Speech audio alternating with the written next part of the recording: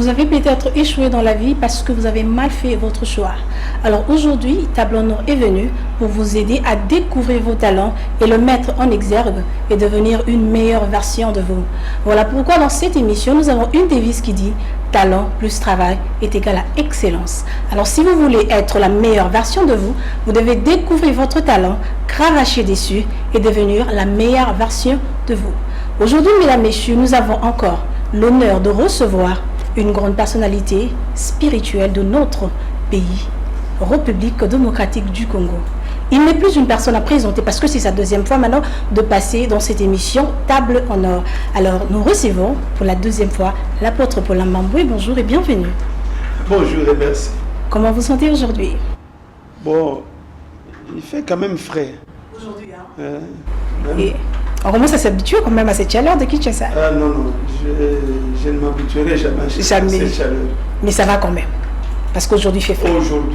Pour aujourd'hui, ça va. Alors, la fois passée, le téléspectateur, on demande à ce que je puisse encore vous rappeler dans cette émission. Alors, ça vous fait quoi? Voir que les téléspectateurs, les publics demandent à ce que je vous rappelle encore sur ce plateau. Ça vous fait quoi? Je me sens honoré et je bénis le Seigneur pour la grâce qu'il m'a faite. Moi, je parle de ce qui me monte à cœur, mais apprendre ou savoir que ça a un tel impact sur les gens, je bénis Dieu et je reconnais sa grâce. Et je suis très content d'être là. Alors, on va shift aux choses maintenant sérieuses. Dites-nous, apôtre Paulin Mamboué, vous avez un enseignement qui est inaccoutumé, atypique, différent. Alors, nous aimerions savoir quelle est l'origine de cet enseignement-là, parce que c'est un peu différent d'autres prédicateurs. Votre origine, c'est quoi? Votre base? Bon, j'ai lu la Bible autant de fois et je me suis rendu compte que c'est le seul message de la Bible. Alors si quelqu'un me dit qu'il y a un autre enseignement dans la Bible, ça me surprend un peu parce que quand moi je lis, je ne trouve que ça. Donc ça n'a rien de spécial. Et puis je ne fais que reproduire ce que les gens lisent dans la Bible. Je n'ajoute rien, je ne retranche rien. Maintenant, c'est la question que je me pose, en quoi c'est spécial? C'est spécial parce que c'est différent d'autres prédicateurs. Alors pourquoi la prédication des autres, c'est pas comme pour vous? Qu'est-ce qui fait cette divergence? Bon, je crois dans l'émission de la fois passée, j'avais répondu à cette question. Nous sommes tous des pasteurs, mais tout dépend du Dieu que nous servons.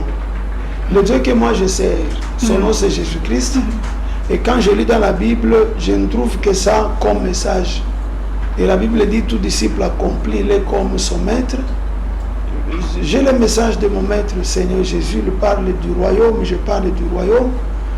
Il parle de son Père, je parle de son Père. Il parle du Saint-Esprit, je parle du Saint-Esprit. Je ne vois rien de spécial. Mon maître, c'est Jésus et je reproduis son enseignement. Apôtre Paulin, dans cette émission, nous aimons la vérité parce que le téléspectateur aime bien cette émission de Table en Or parce que nous disons la vérité. Il y a des images. Avant que je ne puisse poser cette question, d'abord nous allons regarder ces images et puis revenir tout juste après.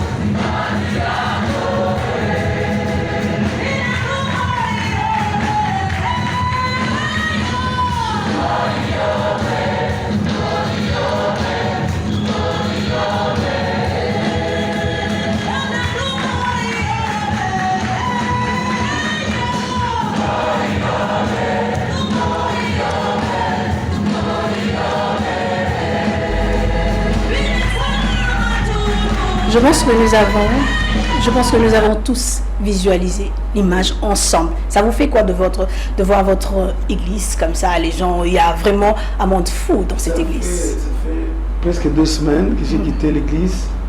Là, je suis vraiment ému. Je me rappelle même du culte. Et ça me fait du bien. Je vois mes enfants, je vois le visage qui me manque. Et ça me fait du bien. Je vais retrouver très bien quelques jours. Très bientôt. Alors, écoutez-moi dans la question, pasteur. J'ai eu le temps de vous checker sur les réseaux sociaux. Oui. J'ai eu le temps d'étudier l'apôtre Paul Mambouy. Alors, j'ai fait une observation. Dans votre communauté, les camps de Jésus, toutes les femmes qui fréquentent abordent foulard. Alors, je me pose, est-ce ce foulard-là, cet accoutrement, un soubassement biblique? Oui, il est écrit dans 1 Corinthiens, le chapitre 11. C'est l'apôtre Paul qui écrit aux Corinthiens, mais qui adresse un message pour l'Église, corps de Christ.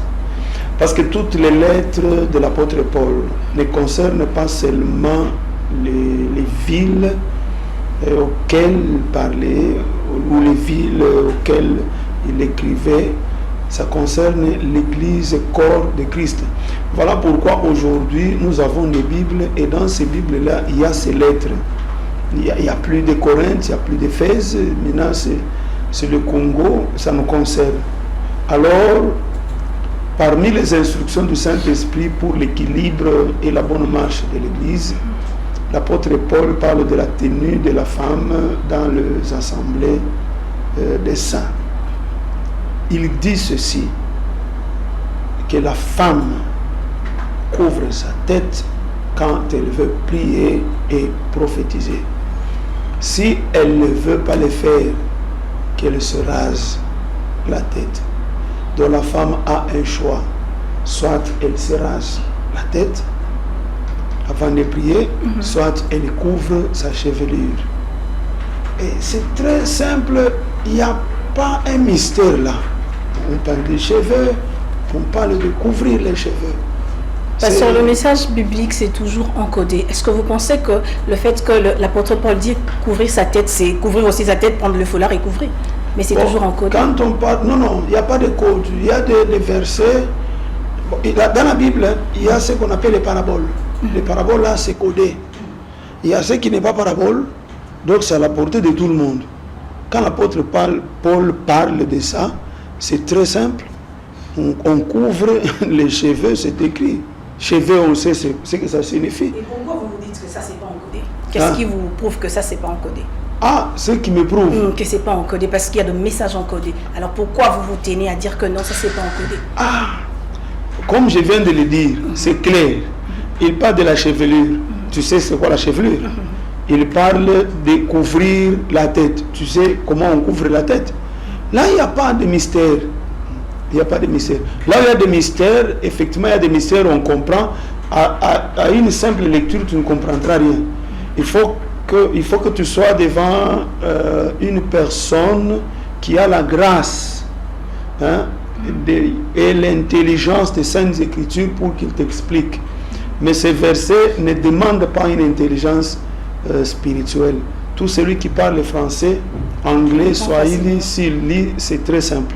Si tu ne sais pas exécuter, à moins que tu sois animé par un autre esprit.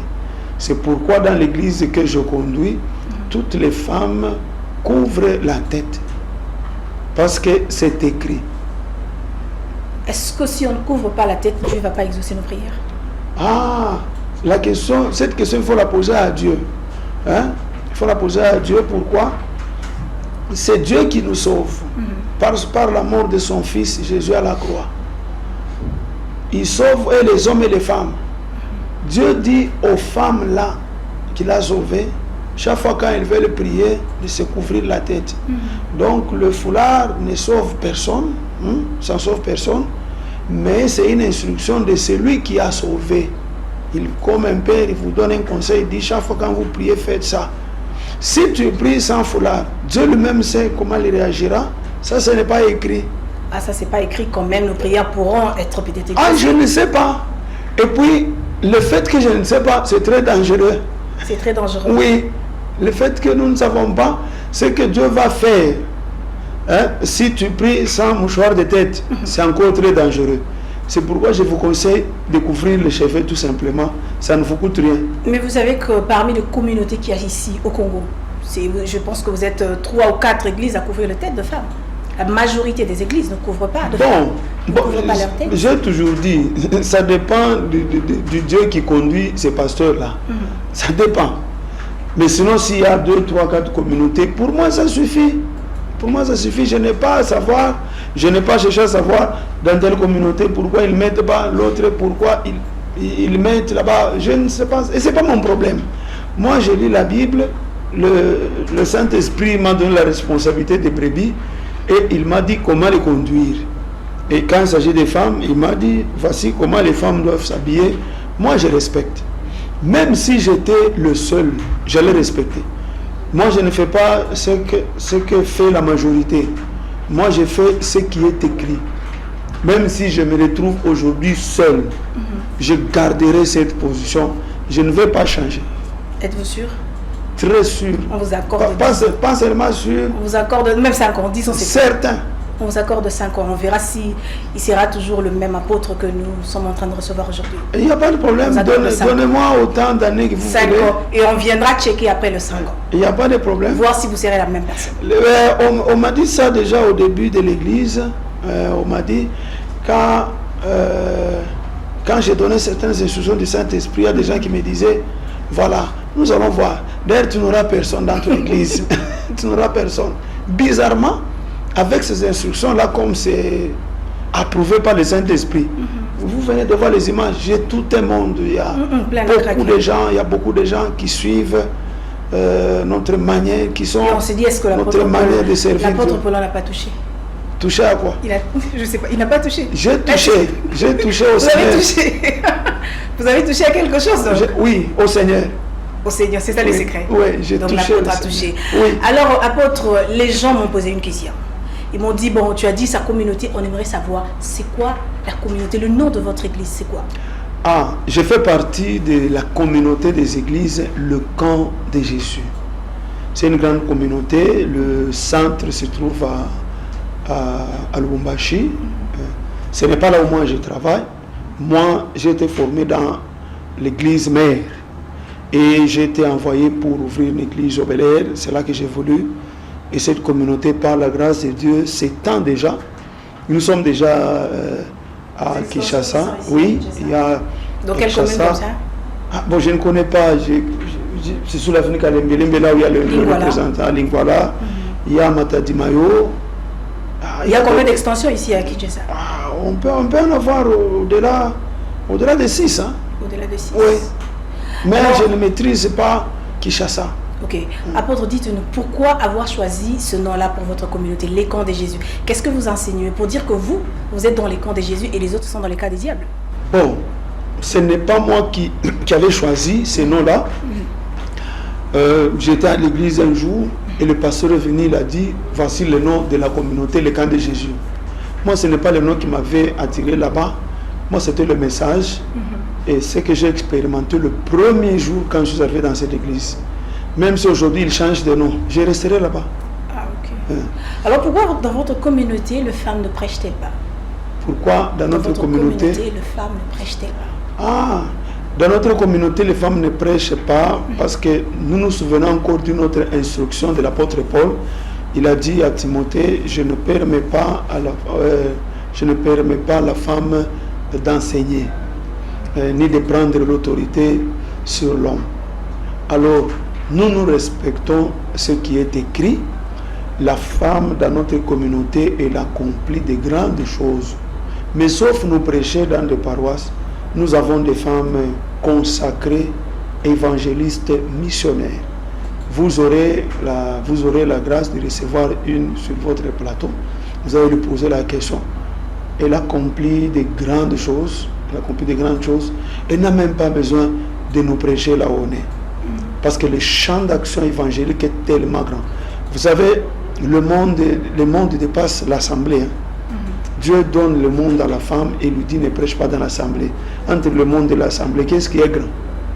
Le monde. Voilà, alors il n'y a pas de débat là-dessus. Nous, on respecte tout ça. Souvent, vous évoquez ce verset qui dit que la femme se taise dans l'ensemble des saints. Oui. Alors, en disant que la femme se taise, donc la femme... Qui vous a dit que souvent j'évoque ce verset? J'ai eu à checker sur vous. J'ai eu vraiment à faire mon investigation. Ok. J'ai eu vraiment à checker sur vous. Ok, je vous écoute. Alors, souvent, de femmes prophétisent. des femmes chantent à l'église. Normalement, quand on dit, c'est simple, non? Vous venez de dire Voilà. que c'est simple, il n'y a même pas à faire de calcul. Il n'y a pas Les fait de femmes se calcul. taisent. Oui. Les femmes aussi devaient se taire. Voilà. Elles ne devaient pas chanter à l'église non plus, elles ne devaient pas non plus prophétiser. Mais ce qui est contrairement à votre église, on voit les femmes prophétiser, on voit les femmes chanter. Donc vous êtes à l'encontre de la parole de Dieu. Ah, je suis à l'encontre de Voilà. ta compréhension. Non, de la parole de Dieu, c'est pas moi qui le dis, c'est la parole. Maintenant, écoute ce que la parole de Dieu dit. Vous savez, on n'interprète pas un verset seul. C'est un verset qui sort d'un chapitre. Ça sort d'un livre, ça sort de la Bible. Donc on interprète un verset à la lumière de toutes les saintes, de toutes les saintes écritures. L'apôtre Paul dit que les femmes se taisent dans les assemblées. L'apôtre Paul dit, je ne permets pas à la femme d'enseigner. L'apôtre Paul dit ceci, que la femme peut prophétiser, mais qu'elle se couvre la tête. C'est ce qu'il dit. Quand il dit que la femme se taise, on comprend automatiquement que c'est par rapport à l'enseignement et non autre chose.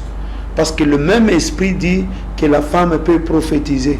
Donc la femme parle par la prophétie et me prophétise moi. J'ai reçu beaucoup de messages des femmes et ces messages-là s'accomplissent aujourd'hui. Donc, que la femme c'était, c'est beaucoup plus lié à l'autorité qu'elle doit prendre, qu'elle ne doit pas prendre dans l'église, c'est beaucoup plus lié à l'enseignement.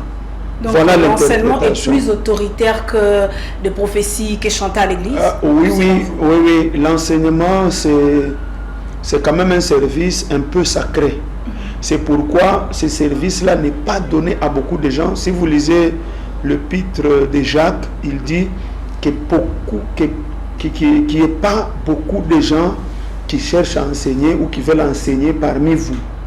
Qu'il n'y ait pas beaucoup de gens qui enseignent parmi vous. Parce que nous serons sévèrement jugés. Donc c'est un service un peu différent. Donc dans l'ordre spirituel de l'Église, on trouvera beaucoup de prophètes. Selon ce que l'apôtre, pas ce que l'apôtre Paul dit, selon ce qui est écrit dans les actes des apôtres par le docteur Luc, au 2e chapitre, il dit au dernier jour, c'est la prophétie de Joël, il dit au dernier jour, je répandrai de mon esprit sur toute chair, vos fils et vos filles prophétiseront, vos jeunes gens auront des visions. Ça c'est clair, donc on aura beaucoup de prophètes, mais par rapport à l'enseignement, c'est très peu de gens, même les hommes, ils ne sont pas nombreux à avoir cette grâce-là. Le Saint-Esprit n'a pas donné cette grâce-là à beaucoup de gens dans l'Église. Apôtre, aujourd'hui je me mets dans votre peau du pasteur. Oui. Alors je deviens aussi pasteur pour Oui. l'instant. Oui. Alors dans la même Bible, il y a un verset qui nous dit, quand Jésus est venu, il est venu pour nous libérer de ces traditions-là, où on disait que la femme doit se taire. Donc c'était une tradition. Il est venu nous libérer, nous affranchir de ce poids lourd-là de la tradition. Mais aujourd'hui, avec vos enseignements, qui dit que la femme ne peut pas prêcher dans l'ensemble de ça. C'est comme qui dirait, vous faites encore retourner l'évangile de Jésus-Christ à la tradition, pasteur. Donc, Vous avez lu dans quelle Bible? oui, Où on dit Jésus-Christ nous a libérés de ces traditions-là. Oui, c'est une tradition qu'on nous a libérés quand il est venu. Il n'est pas venu abolir, mais il est venu nous libérer quand même. On a la Qui liberté vous a de... dit qu'il C'est est venu biblique, nous papa. libérer des traditions? C'est biblique. C'est écrit où? C'est dans la Bible. Quelle Bible? C'est dans la Bible, pasteur, parce que je ne suis pas venu avec les Il est versets. venu nous libérer Les versets m'échappent. des traditions là. Oui, de ces traditions. Donc la femme aujourd'hui, parce qu'il y a de femmes qui vous prêchent et les gens sont sauvés. Alors ces gens-là qui sont sauvés n'iront pas au ciel. Non, non. Moi j'ai dit, j'ai des femmes dans mon église qui prêchent et les gens sont sauvés. Qui prêchent. Hein? Qui prêchent dans l'église. Qui ne prêchent pas dans l'église, mais qui sauvent les âmes par leur message évangélique. Aujourd'hui, Est-ce que la prédication, ça semble être pareil, non? Oh, ça, vous avez bien dit, ça semble être... Mais pourquoi? pareil. Moi, je veux marteler sur ça. Pourquoi ça. ne pas Toi, tu veux vouloir... enseigner dans mon église? Non, pourquoi ne pas... Non, c'est les téléspectateurs qui veulent avoir le claircissement sur ça. C'est même pas moi. Vous savez, on n'a Aujourd'hui, pas... je vous avais dit, on va mettre l'apôtre au pied du mur. Aujourd'hui, on va les contraindre. C'est impossible de me mettre au pied On du mur. va le mettre au pied du mur. On va vous contraindre. Impossible. Alors, dites-nous. Il faut nous convaincre. Vous savez, moi, je ne cherche pas à convaincre les gens. Moi, je parle de ce qui est écrit qui m'a convaincu. les choses dans lesquelles j'ai cru, et aujourd'hui, par ces choses-là, je vois la main de Dieu. Je sais que nous sommes dans un monde où la chair s'exprime, où chacun a ses propres désirs, où chacun réagit à la parole comme il veut. Voilà pourquoi on ne cherche pas à convaincre, je parle tout simplement. J'ai dit, l'apôtre Paul dit que les femmes se taisent. Alors là où je suis, je m'organise pour respecter cet ordre-là. Si une femme dit, non, moi je ne veux pas me taire, je dis, il y a des endroits où tu prêches déjà. Tu veux seulement prêcher dans mon église. Comme tu prêches déjà dans certains endroits, courage. Moi, je ne peux pas te décourager. Moi, c'est là où je suis, le troupeau que le Seigneur m'a donné. Il m'a dit, voici comment tu dois le conduire. Je m'arrête là. Moi, je ne suis pas en train de m'attaquer aux femmes qui prêchent. Si vous prêchez, vous trouvez que c'est bien, le Seigneur vous agrée. Ce n'est pas mon problème. Mais moi, je vais conduire les femmes que le Seigneur a placées à mes côtés selon ce qui est écrit. Donc, je ne cherche à convaincre personne. Donc, vous êtes un peu trop archaïque, donc vous êtes trop Ancien Testament, alors que les autres sont déjà Nouveau Testament. Non. L'apôtre Paul n'a rien dit dans l'Ancien Testament. L'apôtre Paul, c'est l'homme qui a bien compris la grâce du Seigneur Jésus. Si dans la Bible, il y a un homme qui connaissait Jésus et dont la connaissance était même reconnue et témoignée par Dieu, c'est l'apôtre Paul. Voilà pourquoi il est crédible, il est digne de confiance, et tout ce que je lis venant de lui, je crois. Et depuis que je crois dans tout ce qu'il dit, je suis en train de voir la main de Dieu. Vous savez, l'évangile, ce n'est pas une histoire de discussion, ce n'est pas une histoire de discours. L'évangile, ça dégage la puissance. Donc si tu parles des choses que le Seigneur agrée, ça touche les cœurs, ça sauve des vies, ça guérit les malades. Et je suis en train de voir ces choses dans mon parcours. Je me dis, le Seigneur est avec moi, je ne changerai rien. Aujourd'hui, on va beaucoup marteler sur l'église Le Camp de Jésus. On aimerait savoir pourquoi très souvent dans votre église vous jouez de la musique, ce qu'on appelle la musique de chant de victoire, au détriment d'autres musiques gospel que nous connaissons. Mais souvent, ce sont des chants de victoire communément appelés Nimboza Okovu, les Nimboza Mungu. Donc pourquoi? Nous chantons beaucoup de cantiques. Là, par exemple, c'est un cantique Luba que vous venez de projeter là. Ça n'a rien à faire avec les Nimboza Okovu. Ça fait partie aussi de chants de victoire quand même. Non, ça ne fait pas partie. Ça fait partie de Asafa. Oui, c'est les Asafa. Asafa, oui, c'est Asafa. Sifaniako, c'est Asafa. Ce n'est pas les chants de victoire. En lisant la Bible, nous comprenons que dans l'église, on ne peut pas chanter n'importe quoi. Il y a, même les chants dans l'église a un message, est porteur d'un message. D'ailleurs, un musicien dans l'église, c'est un porteur d'un message, mais ce message-là, il l'accompagne avec une mélodie. C'est comme un prédicateur. Il l'accompagne avec une mélodie. C'est ça. Alors, on ne doit pas chanter n'importe quoi. L'église a une espérance sur le ciel. L'église doit pousser les gens à craindre Dieu. L'église doit pousser les gens à bien servir Dieu. Donc tout ce que nous faisons dans l'église doit tourner tout autour de ces objectifs. C'est pourquoi on ne chante pas n'importe quoi là où je suis. J'ai dit aux musiciens, voici les critères que vous devez respecter. Là, quand vous dites voici le critère, vous me provoquez. Oui. Alors dites-nous, quels sont les critères que vous avez dit? Voilà, quand je parle des critères, je dis par exemple, comme l'Église a l'espérance du ciel, donc nous devons chanter les cantiques qui parlent du ciel. Comme l'Église est là pour faire connaître le Seigneur Jésus, nous devons chanter des cantiques où le Seigneur Jésus est enseigné, il est loué. Voilà les critères. Donc les critères, c'est par rapport aux objectifs de l'Église. Quand on veut atteindre des objectifs, alors on fait tout. On fait tout. Bon, vous êtes journaliste. Bon, journaliste. Je ne sais pas si vous avez étudié le journalisme ou pas. Je ne sais pas, je n'ai pas besoin de savoir. Tout ce que moi, je sais que dans le monde, on peut terminer en biochimie, mais on se retrouve en train de faire quelque chose d'extraordinaire et on épate le monde. Moi, je crois dans ça. Vous verrez que l'université, pour produire un journaliste, elle met certains cours expressément. Et ces professeurs-là, même le programme, par le programme déjà, on peut dire, avec ce programme, on produira un journaliste. avec ce programme, on produira un ingénieur. Avec ce programme et tous ces cours, on produira un médecin. C'est la même chose avec l'Église. L'Église a aussi des objectifs. Et tout ce que nous faisons et tout ce que nous disons doit tourner tout autour de ces objectifs-là. Comme on veut que les gens quittent le monde et se concentrent sur les choses du ciel, alors nous chantons le ciel. Voilà pourquoi nous chantons seulement ces cantiques-là. Donc s'il y a un cantique gospel qui respecte les critères bibliques, nous les chantons, on ne chante pas seulement les nimbo, comme vous le dites.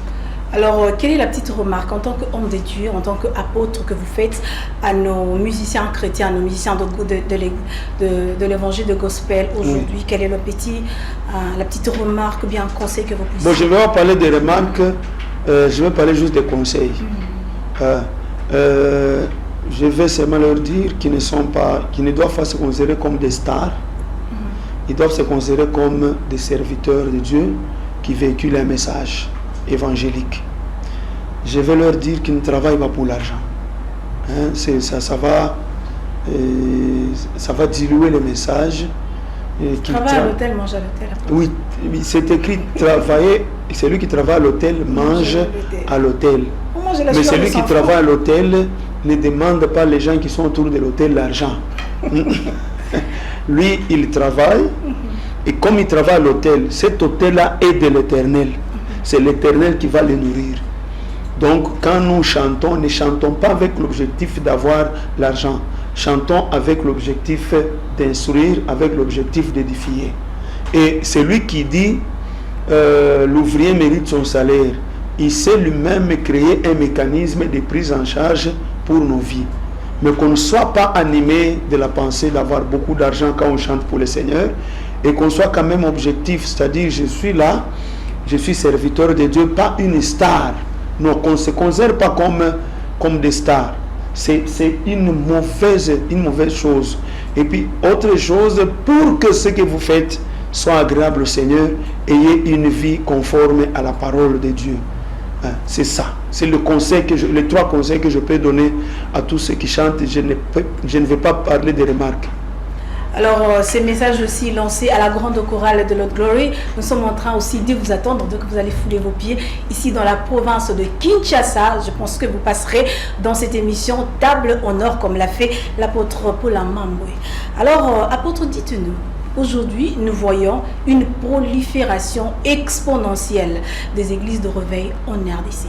Plus les églises se multiplient, plus le mal s'accentue. Alors, qu'est-ce qui serait à la base de ces phénomènes? Bon, les églises qui se multiplient, ce n'est pas un problème. Car la volonté de Dieu, c'est que tous les hommes soient sauvés et qu'ils parviennent à la connaissance de la vérité. La volonté de Dieu, c'est que tous les Quinois donnent leur vie au Seigneur. Si c'est possible, avoir même des églises dans chaque maison, il n'y a pas de problème. Ce que vous dites là, c'est juste un constat. Plus les églises se multiplient, plus le mal s'accroît. C'est juste un constat que vous faites. Maintenant, tout dépend du coin dans lequel vous vous retrouvez. Voilà pourquoi je ne peux pas dire que ce constat, c'est une parole de l'évangile. Non, non. Là où les églises, là où l'église travaille, il y a transformation de vie. Moi, je peux vous dire que dans l'environnement où je me retrouve, depuis que je commence l'œuvre de Dieu, le mal ne connaît pas cette croissance. Beaucoup de gens ont changé. J'ai vu la transformation de vie chez plusieurs. Vous savez, on peut faire le constat dans un coin, et puis comme on a la possibilité de passer à la télé, on en parle comme un fait général. Cependant, c'est juste un constat que vous avez fait dans un coin. Moi, je ne suis pas d'accord avec ça. Parce que moi, là où l'évangile passe, je vois les effets. Je vois les vies transformées et tout évolue bien. Je crois dans la puissance du Saint-Esprit. Alors, qu'est-ce qui fait à ce qu'un pasteur qui commence avec l'esprit et finisse par la chair? Ah, bon, ça au moins c'est un constat, ça se dit presque partout. Comme vous aujourd'hui, apôtre apprécié par-ci par-là, et le lendemain on voit l'apôtre Paulin C'est arrivé, moi ça ne me surprend pas, c'est arrivé même dans la Bible. L'apôtre Paul est arrivé en Galatie, il a annoncé l'évangile là-bas, il a parlé sérieusement, les gens ont donné leur vie au Seigneur et puis il est parti. Après un temps, ces gens qui avaient commencé par l'esprit ont fini par la chair. Donc ce n'est pas nouveau. Qu'est-ce qui fait que les gens se retrouvent dans ces conditions-là, surtout les hommes de Dieu? C'est qu'ils ne sont pas attachés au message qu'ils avaient reçu dès le commencement. L'apôtre Jean dit que ce que vous avez entendu dès le commencement demeure. Si ce que vous avez entendu dès le commencement demeure, alors vous aussi vous allez demeurer dans le Fils et dans le Père. Vous savez, j'ai pris beaucoup de temps à chercher à connaître les raisons, parce que c'est une question que le roi David s'est posée aussi dans un de ses cantiques, dans le livre de Samuel, après la mort de Saül. Dans le cantique là, dans son cantique, il se pose une question. Il dit: comment les héros sont-ils tombés? J'ai beaucoup réfléchi là-dessus, j'ai lu la Bible, j'ai posé des questions au Seigneur. Le Seigneur m'a révélé qu'est-ce qui fait que les hommes de Dieu tombent. Ça arrive le jour où ils changent l'évangile. Parce que nous sommes protégés par le message. Donc si moi, l'apôtre Paulin, tel que vous me connaissez, je continue à défendre ce message, je ne tomberai jamais. Maintenant, le jour où je vais dire non, il y a des erreurs, ce n'est pas comme ça qu'on doit faire les choses, je change. C'est ce jour-là que je tombe. Maintenant, toutes les bêtises là, ce sont les conséquences. Ce n'est pas quand l'homme de Dieu commet l'impudicité aujourd'hui qu'il tombe aujourd'hui, non. Devant Dieu, il est déjà tombé. L'impudicité là, c'est une conséquence de sa chute.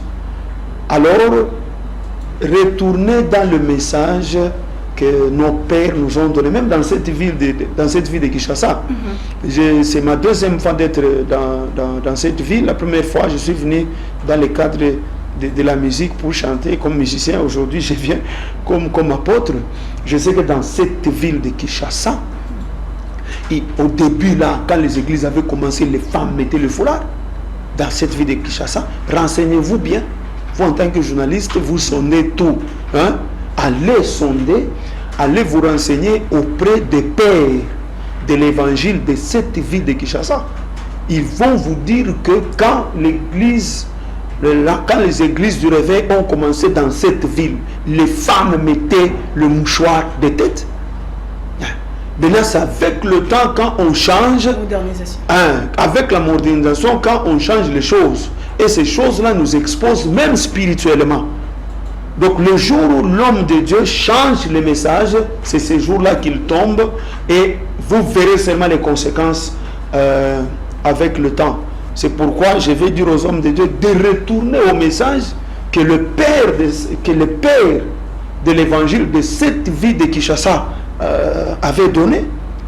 Moi, j'ai eu aussi le temps, je ne suis pas journaliste, mais j'ai eu aussi le temps de me renseigner comment l'évangile a commencé dans cette ville. C'était ça le message. Les femmes n'enseignaient pas dans les assemblées. Dans cette ville de Kinshasa, les femmes priaient les têtes couvertes. Dans cette ville de Kinshasa, les femmes s'habillaient décemment dans des assemblées. Les femmes n'entraient pas dans des assemblées en culotte. Dans cette ville de Kinshasa. C'est avec le temps qu'on a eu à moderniser les choses. Et quand on modernise les choses, il y a les conséquences.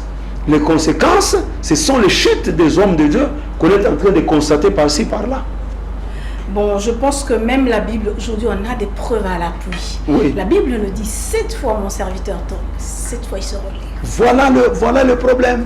Voilà le problème, parce que on prend les petits morceaux des versets, on ne prend pas la Bible. 7 fois, le serviteur tombe. On ne parle pas du serviteur, on parle du juste. Hein? 7 fois, le juste tombe et il se relève. Tu sais, tu connais le sens de ce verset. Ce verset, on sait que je suis humain, je peux tomber. Non, ce verset n'a rien à faire avec le péché. Non. Vous commencez encore. Vous voulez attendez. Ce verset, 7 fois le juste tombe, il se relève. Ce verset n'a rien à faire avec le péché. On est en train seulement de donner, on donne les messages aux gens qui veulent faire du mal aux hommes justes. C'est-à-dire, un homme juste, il est très dangereux. sache que même s'il tombe aujourd'hui, il va se relever. C'est-à-dire, tu peux lui faire du mal. Tu peux lui faire du mal aujourd'hui, mais sache qu'il va se relever. Il faut faire attention avec les hommes justes. Tomber dans ces versets-là n'a rien à faire avec le péché.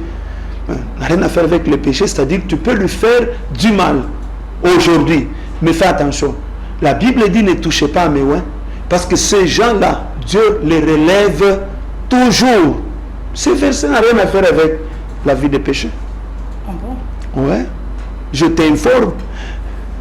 Là, j'accepte. Là, j'accepte, mais je vais faire le check-in. Okay. Est-ce vrai ou faux? Alors, dites-nous, apôtre, quelle appréhension avez-vous sur le parler en langue? Est-ce le parler en langue, c'est le fait de dire chika baba baba, ou bien c'est une manière encodée de parler avec son père? Oui, d'abord le parler en langue, c'est parmi les grands messages bibliques. C'est-à-dire quoi? C'est d'abord un don. Et chacun a son parler en langue, donc on ne peut pas trouver deux personnes en train de parler la même langue. Ok. Chacun a son parler en langue. Nous pouvons être même 1 million, 1 milliard, chacun aura son parler en langue. C'est un don exceptionnel. Selon les Saintes Écritures, celui qui parle la langue s'édifie lui-même. C'est un don. Et puis il y a le parler en langue prière et le parler en langue oracle de Dieu.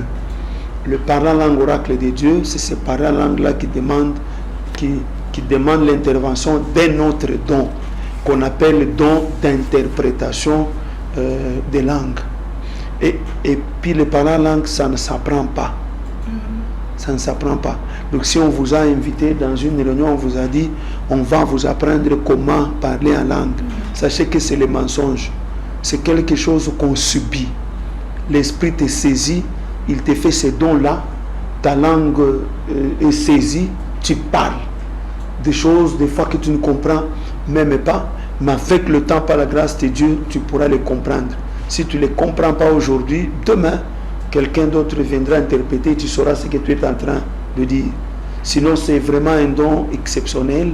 C'est parmi les dons fréquents que nous devons trouver dans les assemblées des saints.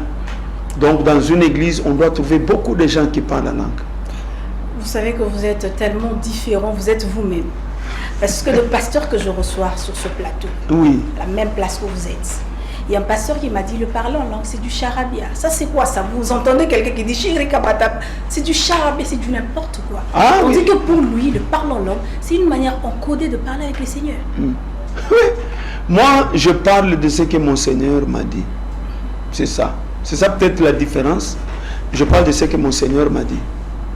Le Saint-Esprit s'est manifesté dans les gens par le parler en langue la première fois dans la chambre haute.